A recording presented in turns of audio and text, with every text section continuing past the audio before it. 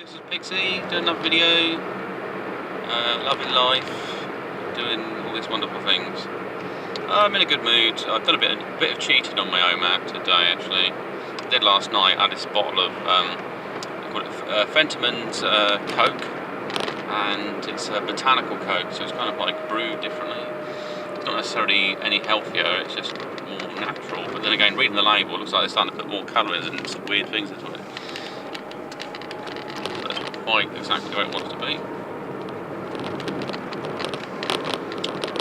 Interesting, some jogger jogging towards me, and yeah, so I've just had. But the thing is, my body has like a thing where it says that's enough. You know, like I've only had a little bit. Like yesterday, I was absolutely knackered. I was really tired, but once I had that, it sort of changed myself a little bit.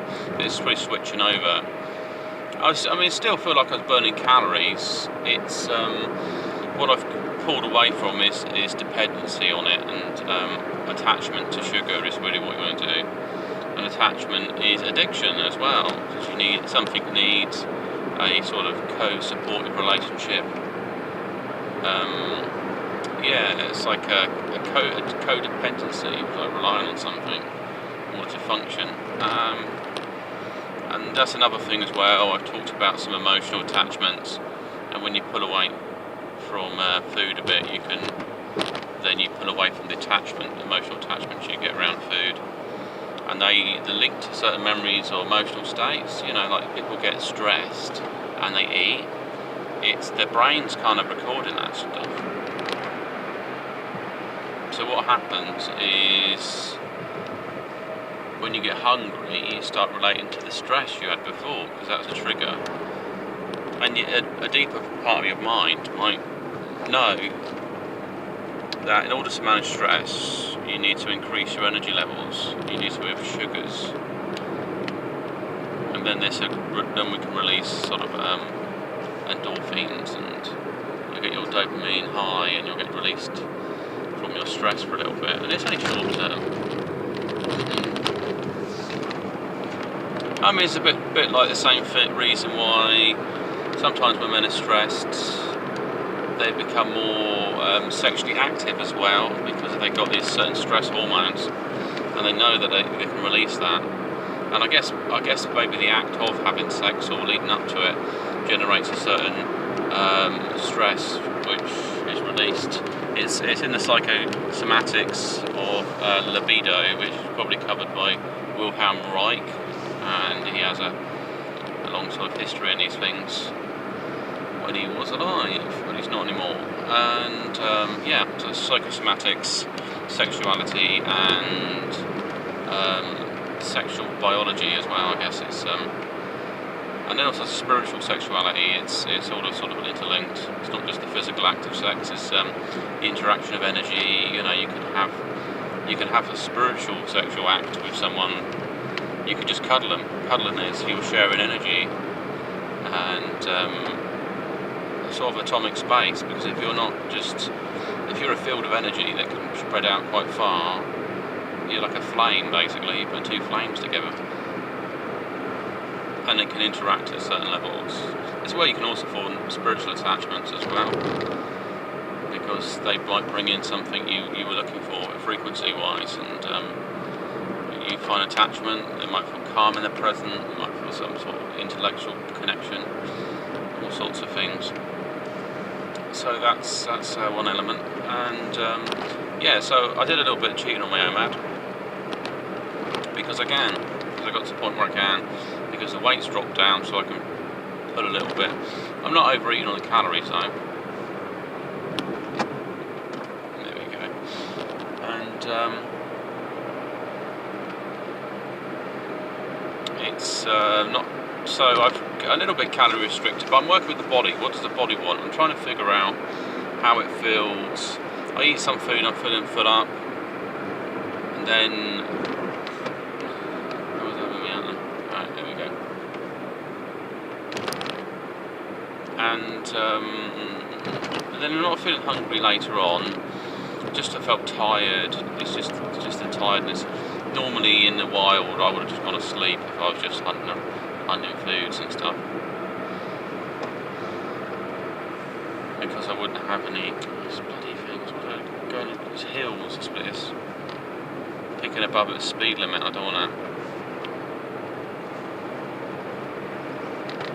Gears, also your gear affects sort of the speed you travel at. So yeah, working in that pattern. Some other areas of research. I was looking at water fasting, how it works and why it doesn't work. And it could be that you want a cyclical pattern of water hydration in your fasting. So there's dry fasting and water fasting. So it's going to be another style of fasting, basically, to come up with. So it's basically intermittent water fasting. So you have a dry cycle and a wet cycle.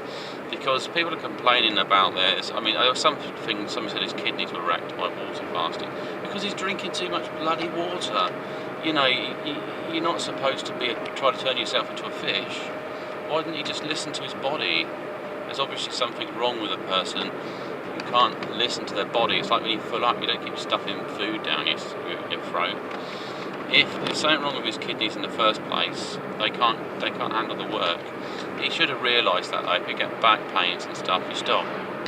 If you get problems with your kidneys going to urine, it's like it's hurting, you stop. If your urine is coming out clear all the time, you're having too much water. Your body's just flushing the water out.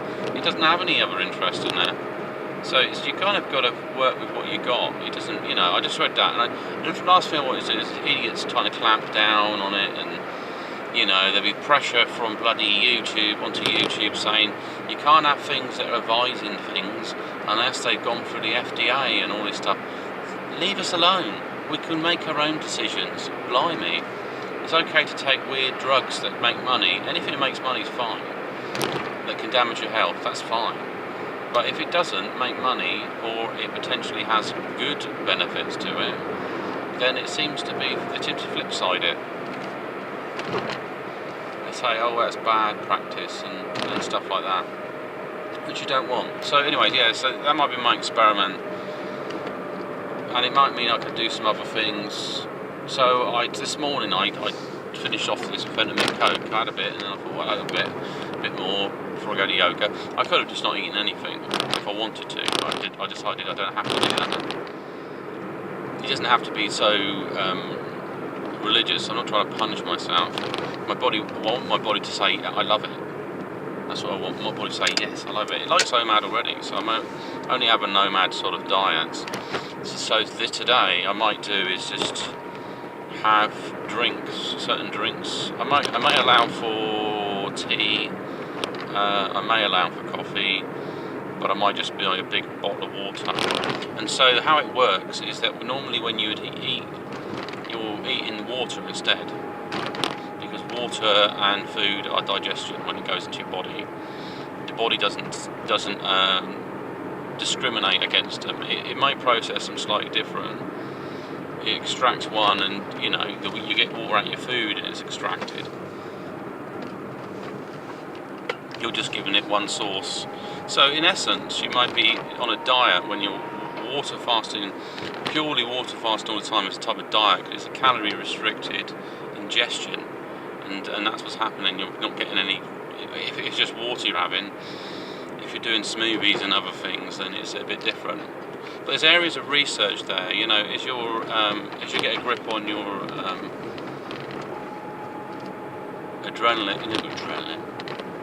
insulin. Adrenaline maybe if you're getting stressed out. If you end up going lower as well. If you get a grip on your insulin levels, then you can play around.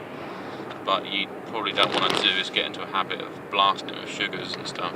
But I don't know the nature of fructose is slightly different, so there may be a way to use that to benefit yourself. I have to do a lot of research into what's known about it. Same like starches. If I had Nomad, but I had like jacket potatoes, I'd like jacket potatoes for my meal. How's that impact on me? It's just so much we don't know. And then the great thing about it is that we can learn about stuff as well. You're the pioneers. You're the pioneer. Whatever you're doing with yourself, it's out there. That's what it is. Oh, fucking fiddle.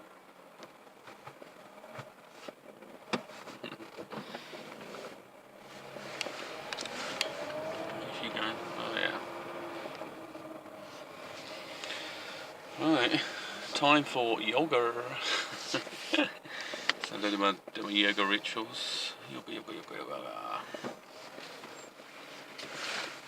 And this is the way Pixie sign off from this video, and I will speak to you soon.